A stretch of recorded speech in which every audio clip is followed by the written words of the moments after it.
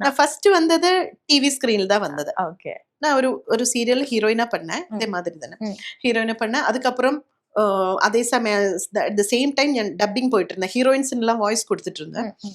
മലയാളം മൂവീസിൽ നിറയെ ഹീറോയിൻസിന് വോയിസ് കൊടുത്തിരുന്നു. അതേ ടൈമിൽ തന്നെ ഞാൻ ഹീറോയിനാണ് നടിച്ചിട്ടും ഇരുന്നത്, ക്യാരക്ടർ റോളും നടിച്ചിട്ടിരുന്നത്. അതൊരു എനിക്ക് തെരിഞ്ഞ് ഞാൻ കോളേജ് മുടിച്ചൊരു 2 ഇയേഴ്സോ 3 ഇയേഴ്സ് മാക്സിമം.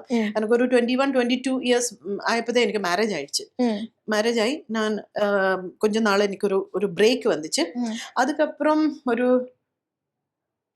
25 ഇയേഴ്സ് ആയപ്പോൾ ഞാൻ മറുപടി വന്നത് സീരിയലിൽ വന്നത്. സ്വപ്നം എന്നൊരു സീരിയലില് ഹീറോയിനാ വന്നേ. 24 இல்ல பாப்பாக்கு 1 வயசாயப்பதான். അപ്പം கல்யாணம் முடிஞ்சு நெக்ஸ்ட் இயர் எனக்கு பாப்பா பிறந்துட்டு அதுக்கப்புறம் அவர் இதே மாதிரி மூவிலும் எனக்கு ஆப்பர்ச்சுனிட்டி அப்போ வந்துட்டே தான் இருந்தது. അപ്പം கல்யாணமாயி போயிட்ட சீரியல் பண்ணிட்டேன்னு சொல்லிட்டு எனக்கு சினிமா வராமே இருக்குல்ல, அப்போ சினிமா வந்துட்டு இருந்தேன்.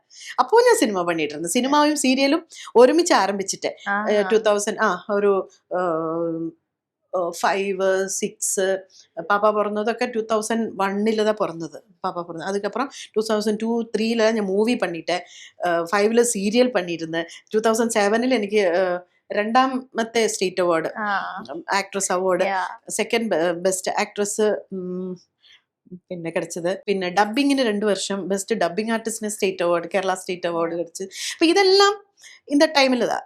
அதே சமயம் எல்லாமே ஒரு மிக்ஸ்ட் ஆயிட்டு போயிட்டு இருந்த சீரியல்ஸ், டப்பிங் எல்லாமே.